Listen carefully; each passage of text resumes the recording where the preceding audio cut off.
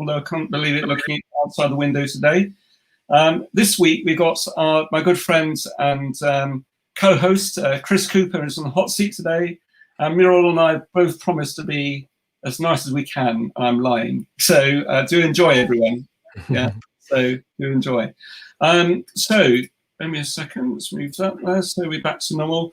So Chris, the topic today is the power to get things done, whether you feel like it or not. Quite a long title, but it really stands out for that reason. But of course, it's very true in the current climate in terms of how we're all sort of feeling. Those of you who are joining us now, if you could introduce yourself in the chat, give us a little bit of introduction in terms of what you do, why you do it, and why you're really passionate about it. And if you've got a killer question, do drop that in. I'd be really keen to see those come through. A little bit of a quick introduction about myself. A stereotypical entrepreneur, started Business Growth Bureau 6 years ago. I'd love to say I've got everything right. I don't. Unfortunately, I'm very human, as my wife will no doubt tell you, although she'd even debate on that particular point.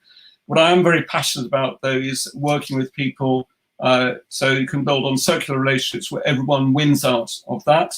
And also really passionate about helping people to grow their business at an accelerated rate. Chris, you'll obviously have a longer introduction in just a moment, but do you want to give a potted introduction of yourself now? Yeah, I do. I'm just reading Alex's fantastic question. So yeah, I'm excited about this session. Thank you for that. Really, really amazing, isn't it? And yeah, I've just had a funny few days in that I came down with a bit of a sore throat on Monday, Monday, and thought I'd better go for a COVID test, and it came out negative, but it suddenly threw us into this, are my children going to go to school this week or not? And it really is, just a tiny example, isn't it, of the challenge at the moment. So my, just very, very briefly, I'm sure we can talk a little bit more about it, but I help leaders to develop themselves, their people, and build highly engaged workforces. One of the things is, as a coach and a facilitator and a consultant is that I find myself holding people to account a lot, and I realize that actually sometimes I don't get the things done that I need to done. So I co-authored a book called The Power to Get Things Done Whether You Feel Like It or Not, which was I'm delighted to say picked up by Penguin Random House in the US and was published, and it's something that I talk about when I'm speaking. And outside of that, for 9 years now, so it's been 9 years next week, I've hosted the Business Elevation Show on Voice America. So 380 hours of conversation with thought leaders and experts to help people to develop and learn and grow. And that's my passion, really, helping people realize their potential.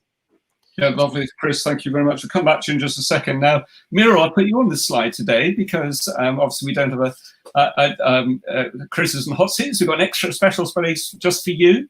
So what are you passionate about, as a matter of interest? Oh, well, as you know, I enjoy working with people and helping people. Interesting what you're going to cover today, Chris, because I'm a very organised person. And I actually do achieve what I set out to do. I set a goal every morning about what I want to do and usually do it.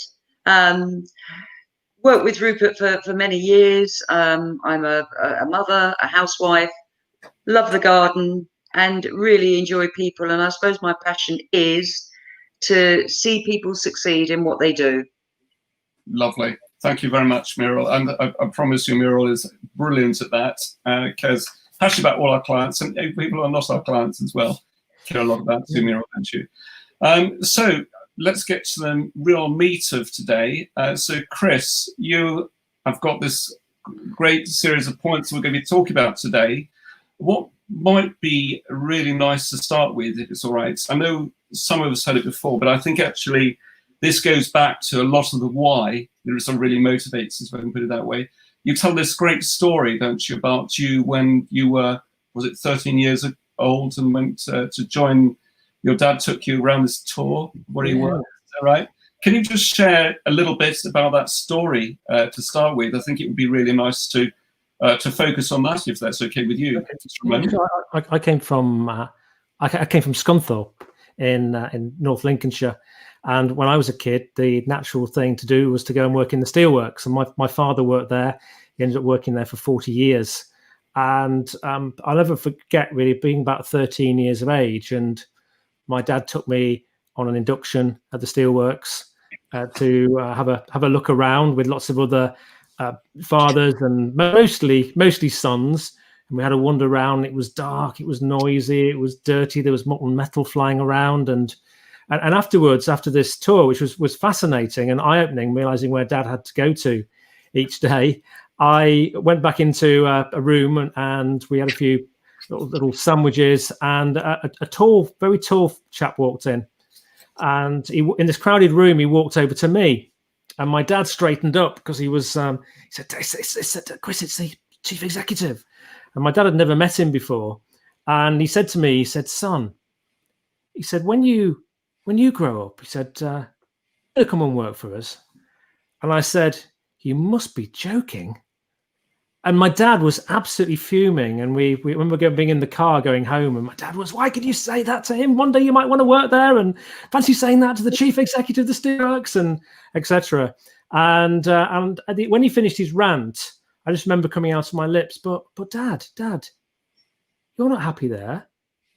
Why would I want to work there?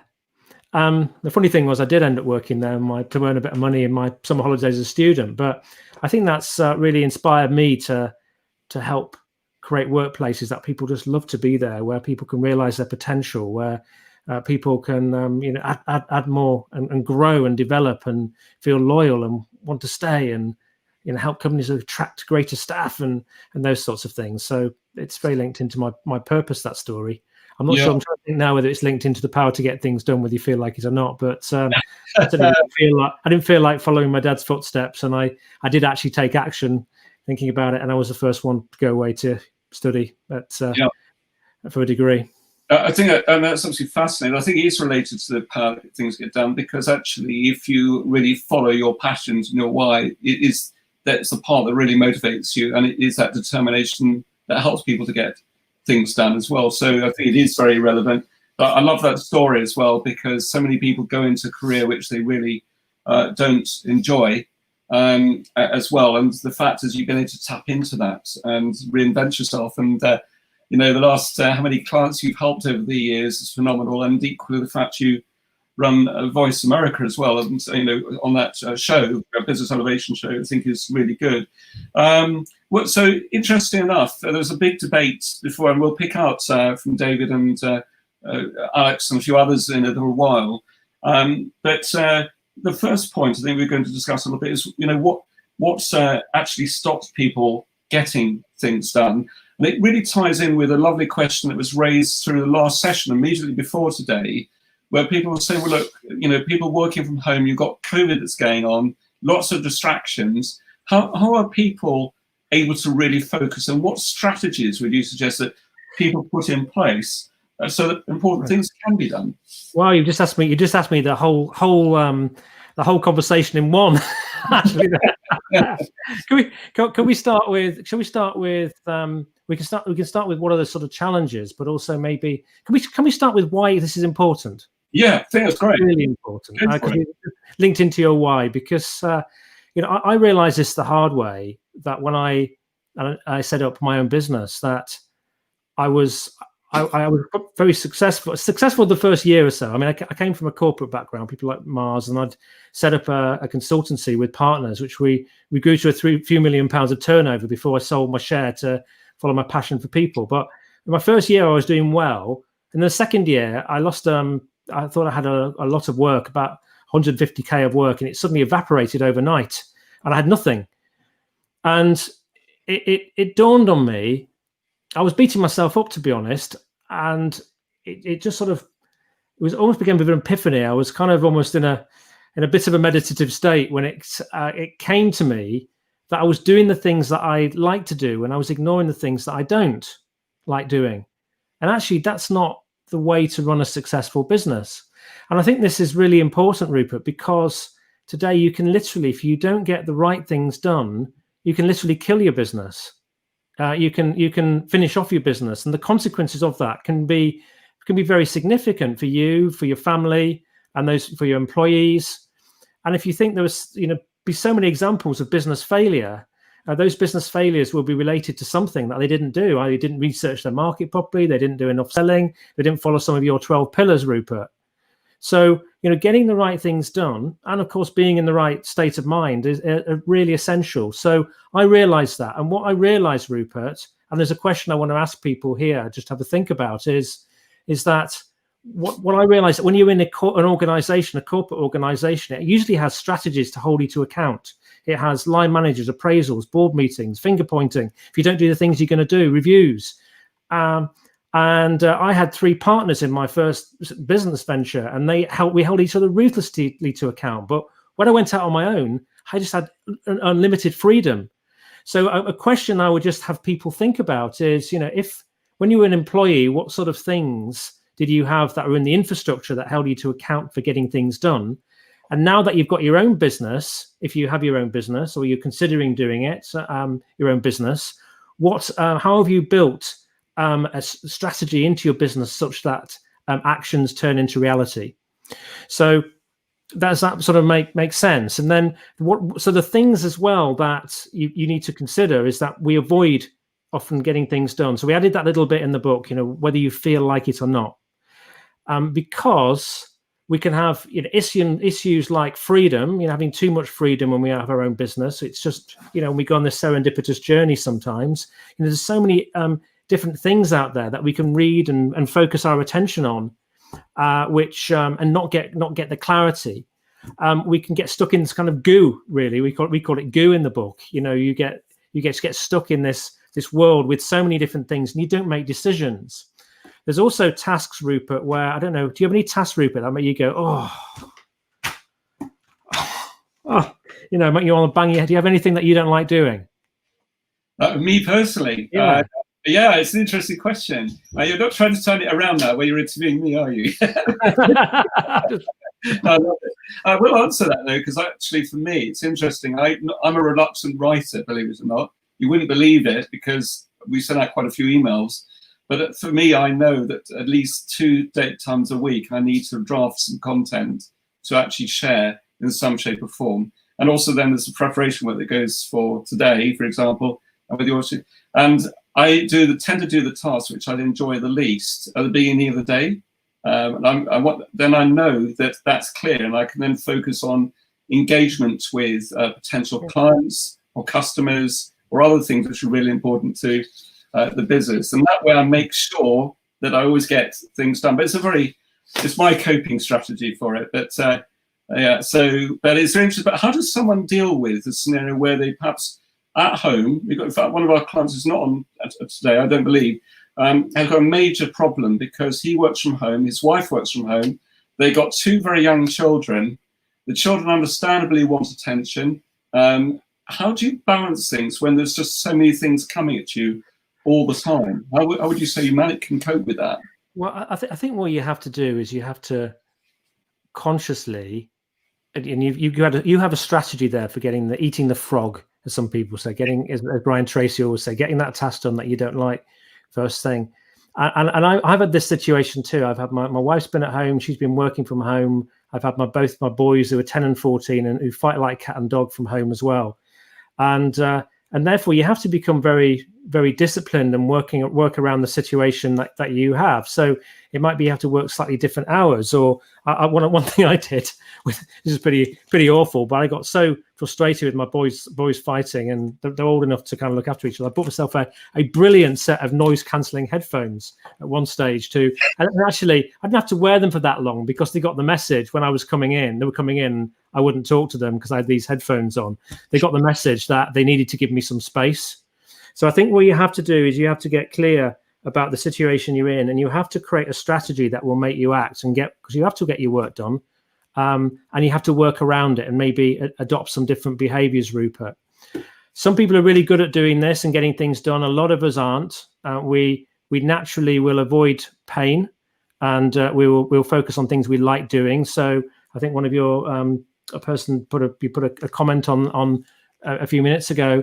Ever since the cavemen days when we were avoiding making sure we had a roof over our head, and people were making sure they didn't get an arrow in the back. They were avoiding pain and focusing where they could on pleasure. And we tend to be attracted to those pleasurable things and away from those things that are more difficult. So what I realized, Rupert, was in all the interviews that I've done, and I'd interviewed so many different people, I started to realize that people had all sorts of different strategies for getting over the line. And I'll never forget, Ivan Meisner, the founder of BNI, once was telling me that they did some research into successful people, a big sample, about 80 different people who they deemed really successful and some who weren't. And they discovered that the really successful ones, they all understood the principles of success, but the really successful ones were very skilled at getting the things done that they needed to, whether they felt like it or not, and that the other people wouldn't have got done. So I think to a certain extent, often success is about getting the right things done and obviously doing them well. Yeah, no, it's very interesting. I mean, you also talk about, I know this whole thing, sometimes we get very frustrated, don't we? You gave a lovely example there with the headphones, and I thought that's a lovely one, actually. So these little tiny Apple ones aren't really any good then. They don't make it so obvious, do they? But these are brilliant, tiny ones. Oh, amazing. Yeah, exactly. But you make a lovely thing around this is, do you sort of ever get really angry and very frustrated because you perhaps can't follow through with your own good intentions? And what sort of coping strategies would you say you can put in place to really manage that so you can achieve those goals? Yeah, good question, Rupert. Absolutely. I mean, I was when I mentioned that point in my business life where suddenly I'd lost all of this work, I was beating myself up at the time. I was so frustrated with myself, and it was only in that moment of frustration that sometimes clarity occurs. And it occurred in a guy in America got in touch with me and sent me his book, and it's got, I'll share it with you. It's got, the title doesn't translate very well in this country. It's 30,000 copies of this have been sold, and they never actually realized, but that's what it's called. So my wife thought it was one of her medical journals. She's a GP.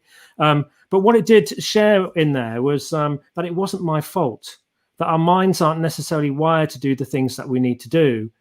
They will do the things that they like to do. So we have to put mechanisms in place to ensure that we get things done, and even if we're busy, we can walk and not wobble through life, which is an old Zen saying. So what I would first thing I would sort of say to people is this: how clear are your intentions? So how clear and how specific are they? And once you kind of clear around those, and shall I give you a little way of maybe gaining some clarity? Would that? Yeah. Got some tips on that. That'd be great. I'm going to link this in. And we had a guest a few weeks ago called Michael Romling, and Michael added a brilliant extra step to me when I had a chat with him sort of off a few weeks ago, and we did a little interview on Voice America, and he suggested this, and I've refined my intentions by doing it. So I'll share this with you as so this here is a and it's laminated. It is a letter to Michael. Okay. And what Michael said to me to do was imagine it is the 31st of August, 2021, or whatever time frame. So I've said that because that's about a year away. And so my Mac is just, for some reason, not charging. I don't know why. That's it. And write a letter to somebody that you trust, explaining what has happened during the previous 12 months. About personally, around your family, around maybe your kind of health and your life, but also around your business. What has actually happened? And through doing that, what are you doing is, I think, is you're taking some control in a very uncertain situation. You're setting and programming your mind to get an appreciation of what this 12 months going forward will look like. So out of that, you can then start to refine your intentions. This is a simple little intention sort of sheet. What are my key intentions for the year to get? Because we've got to get clarity, and then what are the strategies? Back a side of it, so we can see the heading. Yeah. So what are the? I can see that. There's the intentions, and there's the strategies, and you might even put a column for the date next to it. Okay. So what I've done. Refined again so these are my intentions. There's quite a few, and they're each linked to a strategy, which we'll talk about strategies in a moment, and also when they're going to happen. But actually, I've only got 5 sort of intentions here, so I'll just share top line what those are. But I've got some steps within each. So the first one's quite a big one. over the next 12 months, I'll have been an even better husband, father, relative, friend. I'm relaxed, decisive, happy. I've been organized. I've not complained. And I've been the calm in every storm. So that's about my being. And outside of that, I have some intentions, which is things like meditating daily and ensuring that Ruth has an exceptional birthday in October. And then I have a second one, which is enhance our home as a happy, beautiful, and energizing space.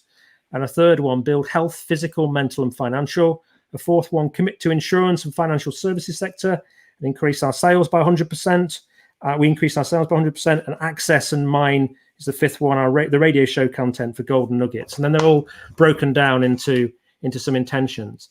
The other thing by doing that is you can then realize that there's some intentions you weren't going to focus on, but also there's some things you can just drop off the list. So I crossed a load of aspects off. So I remember a little while ago, I wanted to play off a golf handicap of 15. I looked at it, I thought, actually, I don't even want to play golf at all. So that just saved me, a 2 or 3 hour, 4 hours once a week. So that's not really ethical for the family. So I just crossed it off. I'm not going to play golf. There's other things I'd rather do, like be with my kids and occasionally I want to learn to. One of my things is I want to be able to use a manual SLR camera so I can take great photos for the website. But the first thing I think is get clear about your intentions. And what I did with that note, and the reason it's got Michael's name on it, is I sent it to him. And I sent it to him in confidence. And therefore, just by the fact I've sent it to him, it means I've got somebody there who's holding me to account for it. Lovely. Absolutely. So there's a little strategy there. And then, you what you need to do is you fortify these intentions by getting very serious about them. So you need to, these are laminated. This is laminated. So I can find this on my desk. So I can look at it every day and remind myself of what needs to be done, and then decide each day what components I'm going to take forward.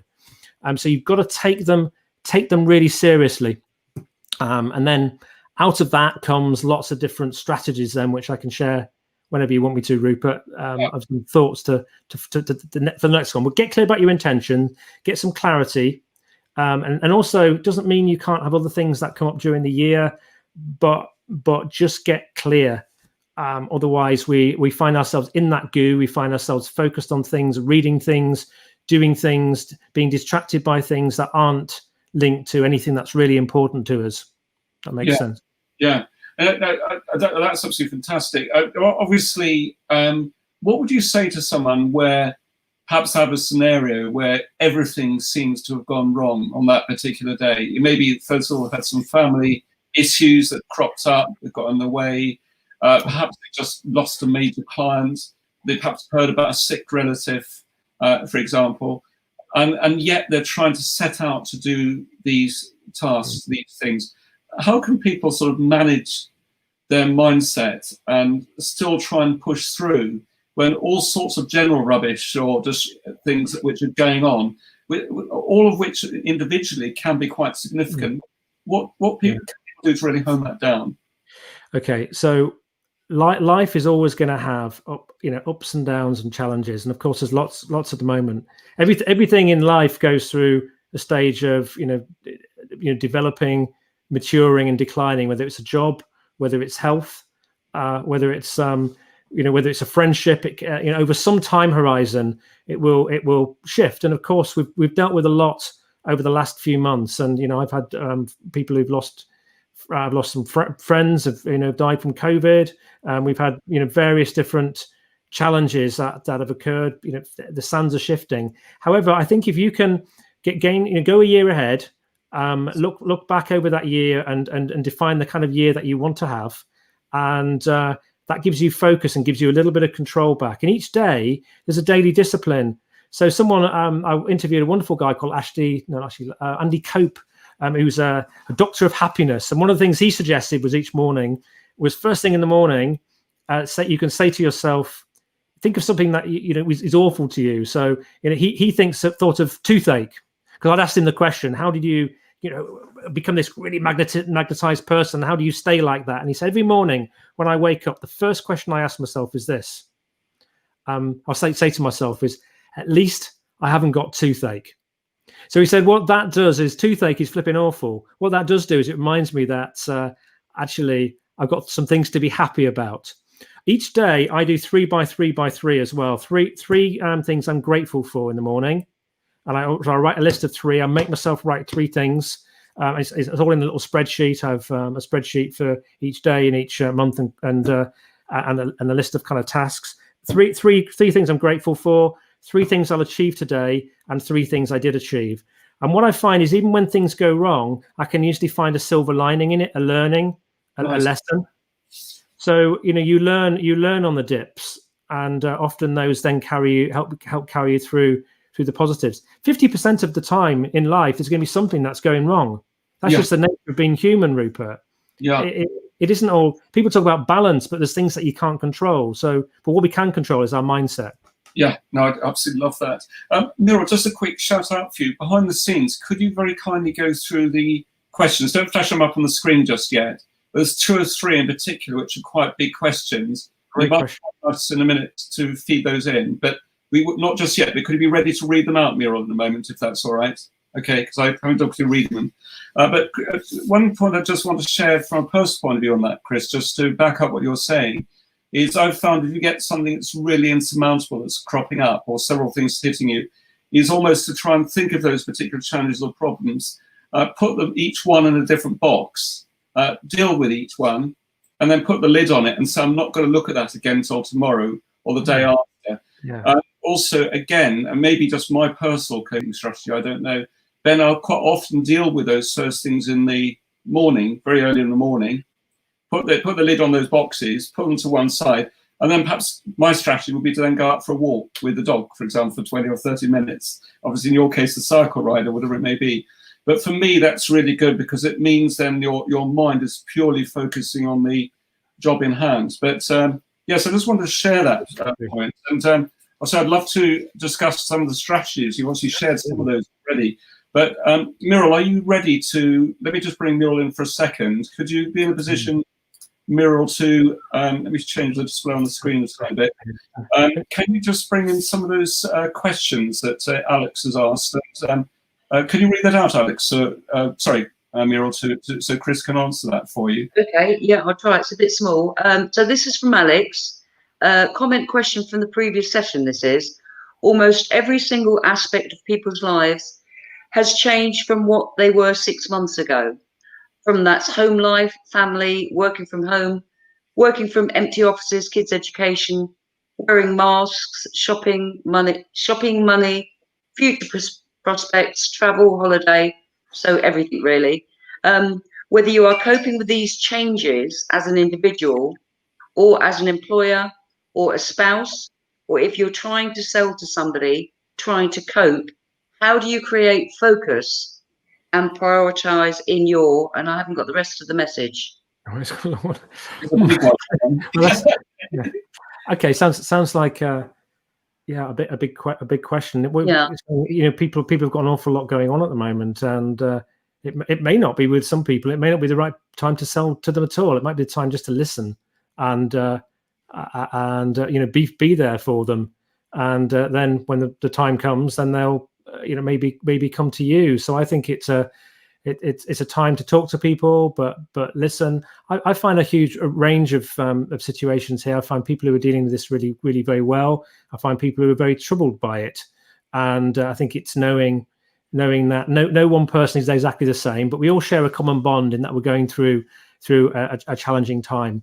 But there are market sectors that are doing well at the moment. There are people who are succeeding, despite this. And I think it's just speaking to enough people and being flexible and adaptable to them, but listening, not talking at them, I think is really important. If you want to make a great impression with somebody initially, is a relationship, and you want to build trust. I remember speaking to a real expert, Mark Given, who's an expert in trust in the States, and he said, when you first meet people, listen to them on a 90% listening and 10% talking, and we forget about that sometimes, don't we? We go out and we talk and talk and talk, but I think listening is important at the moment, and out of that maybe some opportunities, glean some opportunities.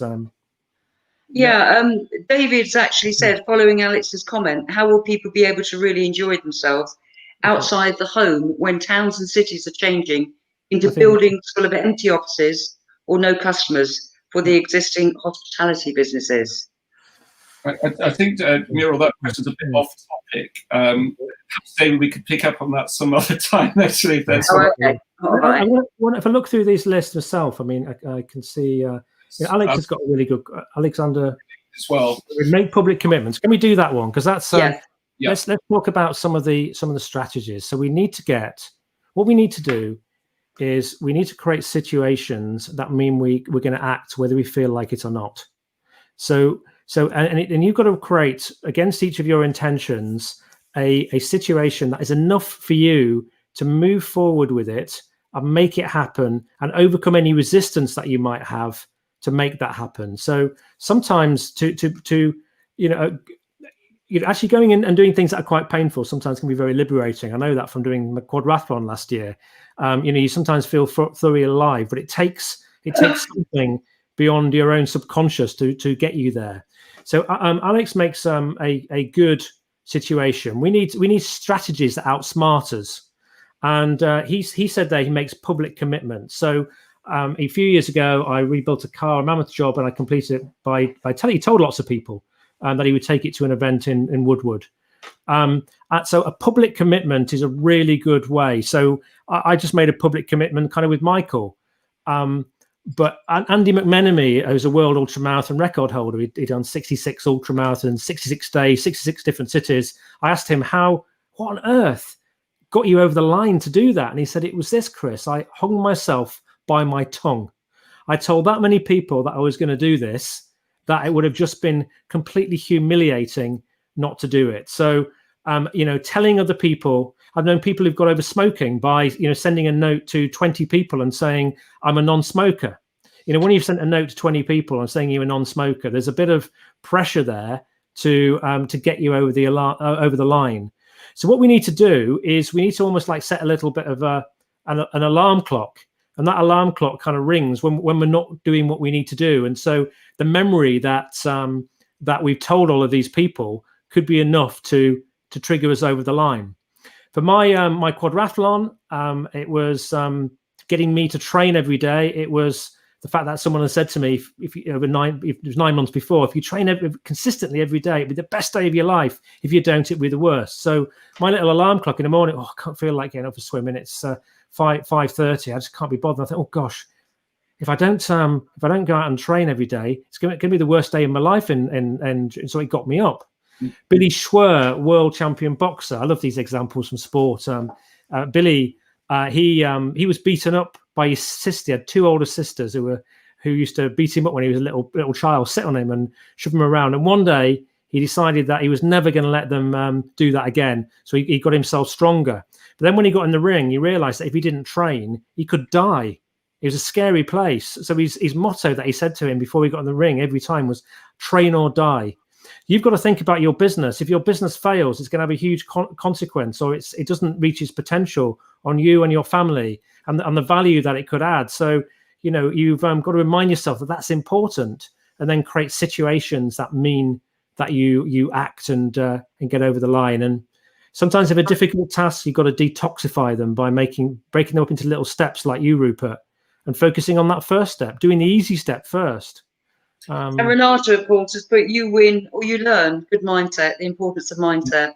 Yeah, you do. So it's not, there's nothing, there's often no such thing as failure. I mean, I've known people who've ended up with nothing. Billy ended up with something like from earning huge, millions of through his boxing, ended up having £1 in his bank because he lost his way once he'd finished boxing, but then we focused again, and he's made a real success of his life. And so you win or you learn, and often through the learning, that's where we step up and we grow and we improve on those dips and become better people. We can then talk about these problems. We can can write books like I did, because I was on my knees at the point in time where I wrote this book, not completely financially, but just in terms of frustration and kind of my mental state at the time. A dozen years ago. So Yeah, I think it is, Miro. That's great. By the way, Pradeep, I think we've probably answered that one already. So don't think we're ignoring you, by the way. But Miro, I'll probably just drop you back again just for a second, if that's all right. But yes. So with respect to what we're sort of talking about here as well, Chris, was one of the things that I 100% agree with. Actually, is your public that people should make a public statement about some of their goals. And also, I agree with you, Charlotte, it's pretty damn scary at times, but Alex, that's a really good point as well. And, I think the bottom line is it is those parts that quite often see us through again, because it is this real sense of fear of actually being known for actually not sticking by what you said you were going to do. So making a very hairy statement. And actually an example of that, of course, is Alex is only a few weeks ago with his very wild ambition to go up the Three Peaks with 2 logs on his back. I thought he was mad at the time, but he actually did manage to do it. So good on him. But he made a very bold statement, and he actually stuck to it. So good on him for that commitment. You mentioned there as well, Chris, that you've got some really good strategies that you'd like to share in terms of. You've already shared a lot already, but have you got some other thoughts in terms of strategy? Because there's kind of, so what you've got to do is you've got to sit down and think, what could work for me to get me over this line? So it might be a public statement. Lovely fellow, and sadly he's deceased now, but a lovely fellow called Alistair Campbell, who had a company called the Ideal Marketing Company. And Alistair told me that he wanted to lose weight. So he set up a date for a weigh-in, which was, I think it was the sort of end of October, with a friend, and if he hadn't lost so much weight, he was going to pay. He gave his friend a check for £500 to pay to a political party he couldn't stand. So that kind of got him over the line. From a work, one of my favourite ones of creating a situation, a scenario was Mette Block, who's a speaker and a thrice world champion rower from Denmark, and Mette, lovely lady, and she decided that she wanted to improve her public speaking through adding more comedy to it. So, Rupert, what would you do if you wanted to be more, have more comedy in your work? What would you want to do if you wanted to? What would your strategy be? A very good point. Surround myself with people who are comedians. It's one strategy. Making videos to laugh every day. And we happen to have got a Fruit Loop as a dog, which he's only 19, 20 weeks. So every day it actually makes you realise it is fun being human for all sorts of reasons. And actually, that is a good point, because people working from home either get a lot of distractions, there's too much going on, but actually you can get too stuck to what you're doing. You do have to walk away from it sometimes. As well. So I'll tell you what Mette did. Mette, I'd have booked myself on a stand-up comedy course. Mette booked a 1,350 seat conference hall in Tivoli Gardens in Copenhagen. Advertised herself with about 4 or 5 months to go to doing a one-woman stand-up comedy show, because she does lots of presenting around Olympics and things, and she's very well known in Denmark. So she sold it out and then had about 5 months to learn to do stand-up comedy, and she did a 90-minute one-woman stand-up comedy show to huge success. So you can create events and situations, whatever that might be. It might be that you book yourself in with someone to do a presentation of a project that you're working on at different stages. You check in with them. You have people who hold you to account. I have a lovely accountant one, actually. This is quite a fun one that I realised through my show and interviews was an accountant, and he wanted to make more cold calls, but he didn't like making cold calls. So his strategy was he gave his PA 5 $10 bills, and his aim was to make 5 cold calls every day. So what she did at the end of the day, she sat with him, and for every cold call that he didn't make, she put a $10 bill through the shredder. And he soon realised that just for picking up that phone, he was saving himself $10. He was $10 better off. So he started to make those calls. Then it became a habit. So people have got all sorts of different ways to get themselves over the line, whether they feel like it or not. And you've got to find the strategies that work for you. For me, it works to put dates on things and have people. People who hold me to account. I've got a mentor I talk to once a quarter, and he basically gives me a rollicking if I haven't done what I've said. That's what I asked him to do. Said I'd done. So that really helps. I some things I'll involve my wife. I've got one of my tasks is my intentions to help my son get scouted as a footballer, because that's all he dreams about. So tonight I'm going to tell him that's what I'm going to do. He's going to hold me to account for that. Or he'll hold me to account every day. So, but say, don't make sure you don't do too many. You've got to focus on the important ones. But get clear on your intentions, and then with each intention, create a strategy that means that you're going to act whether you feel like it or not. But a couple of other things, Rupert, don't be afraid to pay people if you can afford it to do some of these things. You don't have to do them all yourself. Some of them you're going to be completely out of your flow.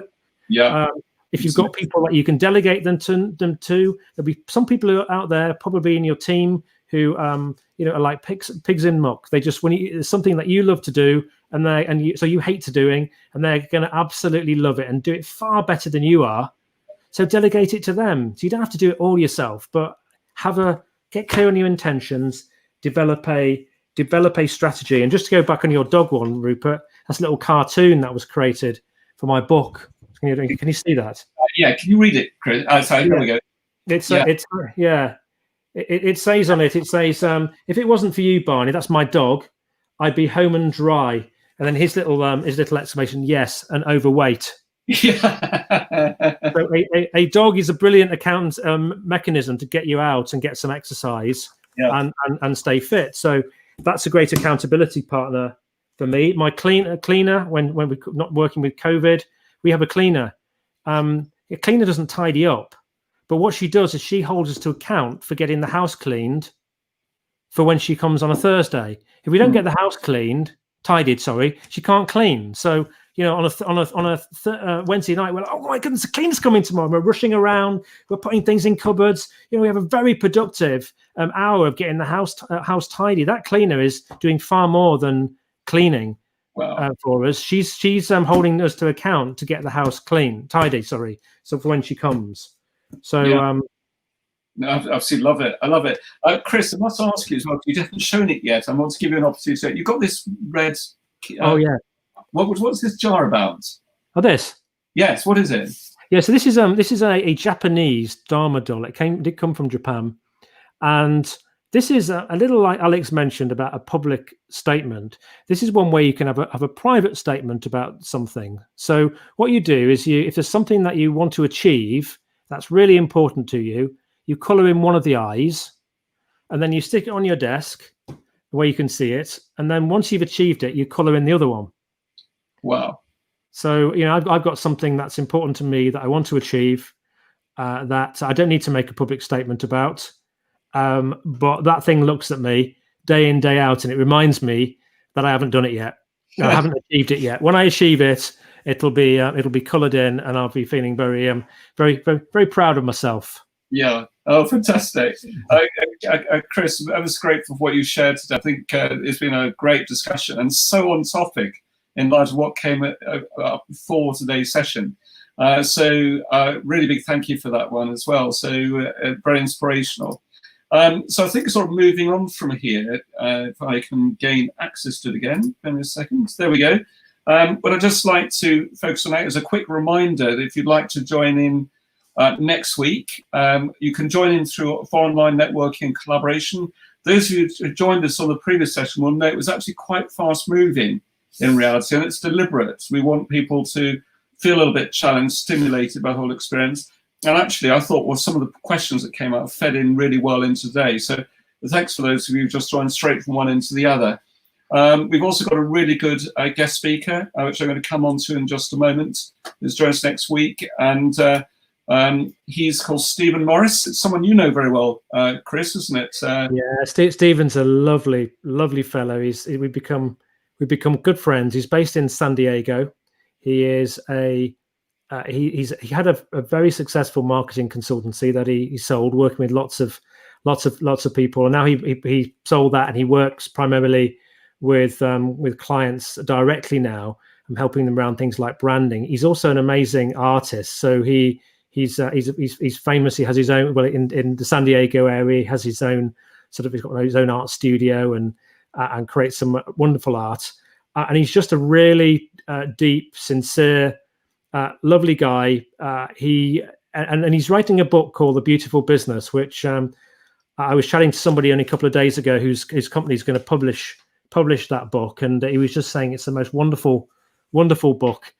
And basically what we're going to talk about is we're going to talk about how to evolve your business into a beautiful business. How belonging is important, integrity and magnetism, being self-aware. So I think we're in a challenging time, but this could be something when you're looking back, trying to define what's important to you. You might actually think, well, it's a more beautiful way of doing business. I want to make business more in the way that I do it. Take some control by adjusting your mindset irrespective of what's going on around you. And it's amazing how situations, people, when you have this mindset, people are attracted to you, want to spend time with you, how you kind of energize them. And I don't know whether it's there's more to this around the universe, but things come to your aid when you need them, and help you shift towards where you want to go. So it'll be a lovely conversation with Steve. I'd really recommend it. He's a great guest, and it'd be a privilege to spend some time with him next week.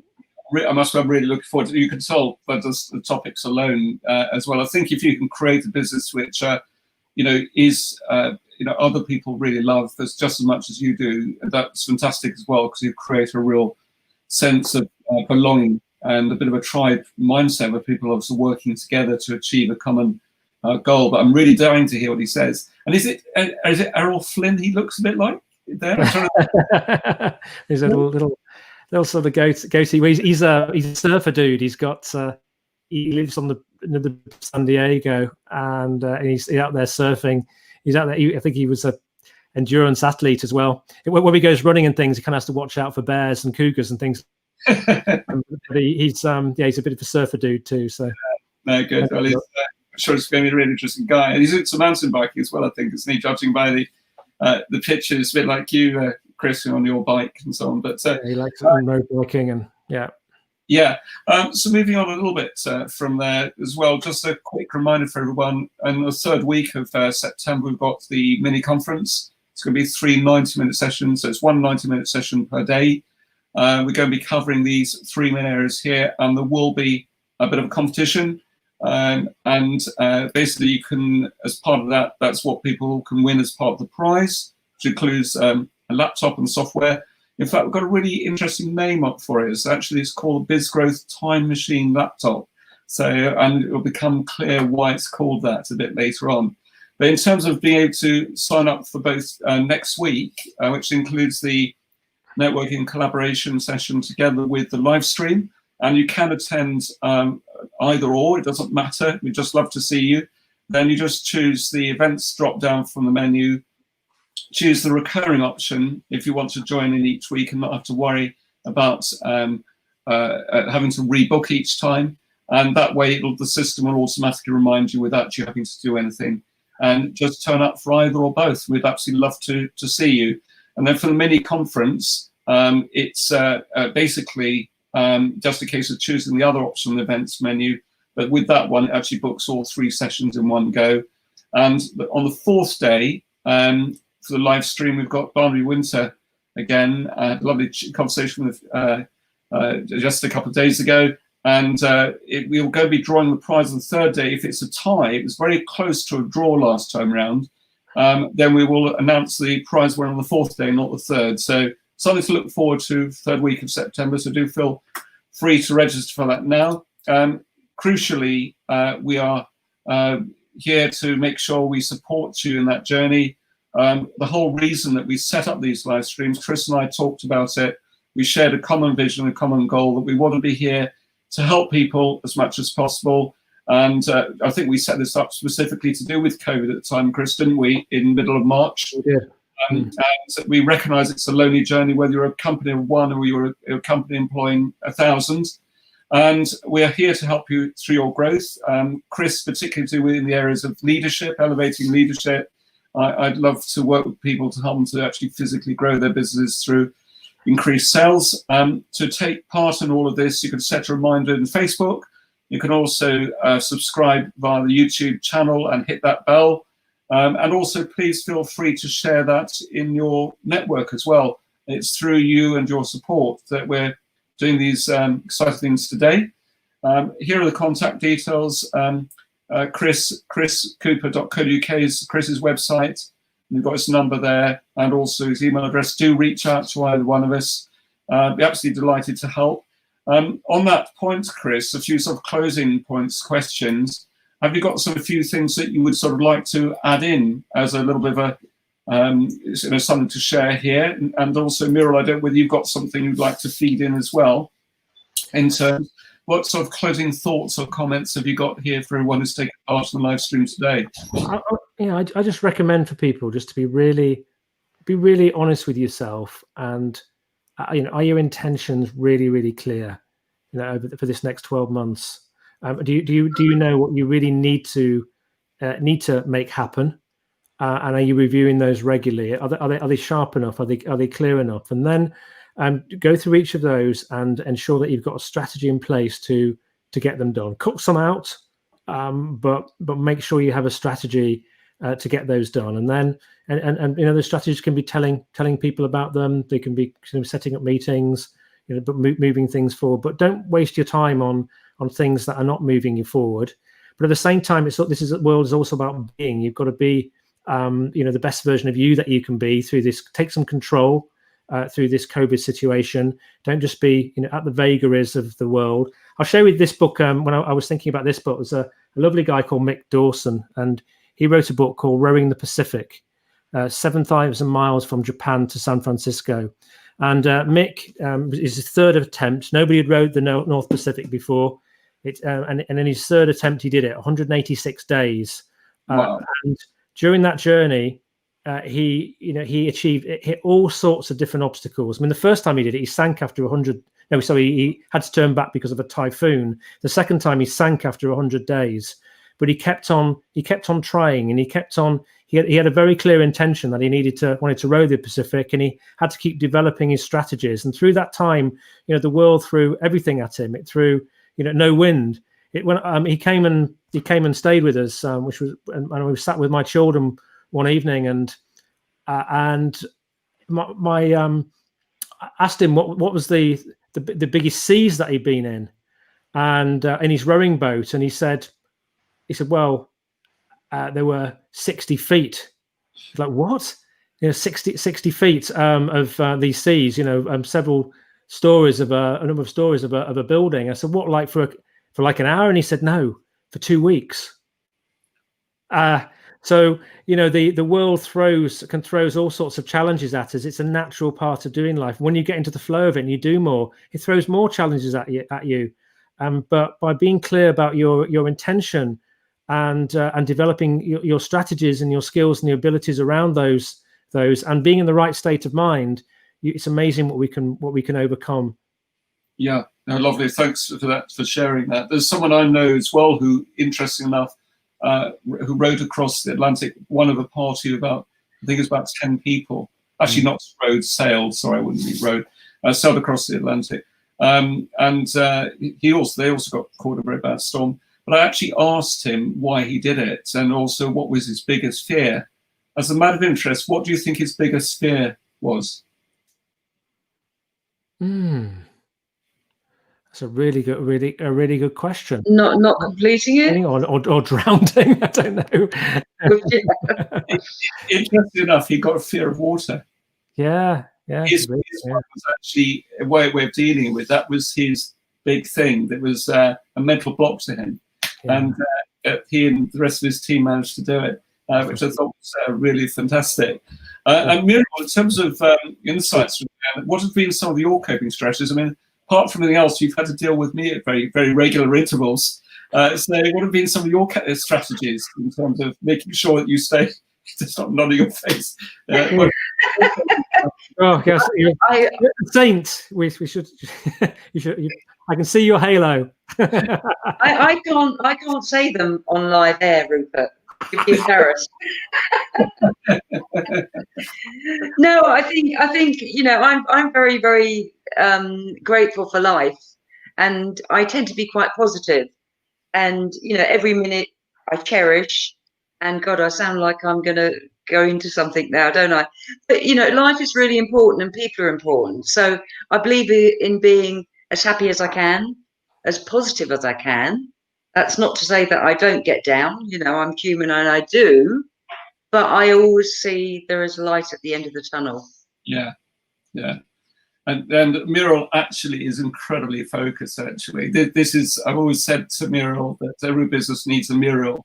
And that is true, because one way or another, you actually do make sure that things get done. And you actually haven't read Chris's book yet either, have you? No, I haven't. I'm not a great reader. Yeah. So I would say I think it's really interesting this, because I do meet when I've spoken to about this to audiences. You know, I ask the question: is there anybody here who's really brilliant at getting things done? And you usually get one or two hands that go up. It's always a minority, but some people are either wired that way or they've taught them to do that. However, what I ask them is, do you know somebody who isn't very good at getting things done, who struggles, and they used to hook on my children, or I've got employees at work who aren't very good, and therefore the important role for you, Muriel, is in helping other people to get things done by holding them to account and scheduling things for them, and if you're a leader, it's important to understand this whole area so that you can develop a little strategy for each of your people, because there'll be some who are great and there'll be some who are absolutely terrible, and most people need help. I need to keep on doing this. It's not something that becomes natural to me. I need to keep on working at it, and it's like, for me, I could. It's no point me jumping out of an airplane without a parachute, because I'm gonna crash. So I need to keep on. My parachute is to keep on, keep on focusing on what am I need to get clear on, and what are the strategies that I'm going to use to make them happen. Yeah, lovely. Actually, I'm going to just share one last thing. It's a bit of a slightly personal thing, so I'll just share it with everyone just for a second as a closing part of that. It's all right. For me, one of the things which actually helps me from the inner core to really help me to focus and move on is this real sense of fear of failure. Yeah. It's really interesting, because if I was to actually look at running a business, I think this probably applies to many people here actually, running a business at times can be really, really tough. You can lose a lot of sleep over it and things like that. But I think we've all done that. It's been a lot of fun as well. But to me, the sense of fear of failure is probably also a very big motivator. And I love that analogy as well about the $10 or £10 notes being shredded too, because actually the fear of that, that is really something. I'm going to nick that one. I think it's absolutely great. Yeah, this is a thing. You create ones that work for you. So that one would work for you if you saw that money going through that shredder. So strategy worked for me to send that note to Michael. It's just another. Yeah. With the strategy. Now he's got it. I'm going to feel a fool if I'm not doing my very best to make it happen. I know Michael will give you a hard time if you don't, and I need to actually let it in myself. So good point. Thank you very much. So anyway, thanks very much for everyone joining us today. We'll obviously look forward to seeing you next week, and do come armed with your questions. David, sorry we didn't get to probably answer yours today, but. Obviously, we'll look forward to seeing you next week. Alex, I'd love to have a conversation with you. Do keep those questions coming. We'll see you all next week. So thank you very much for joining us. Take care. Bye-bye. Bye. Bye.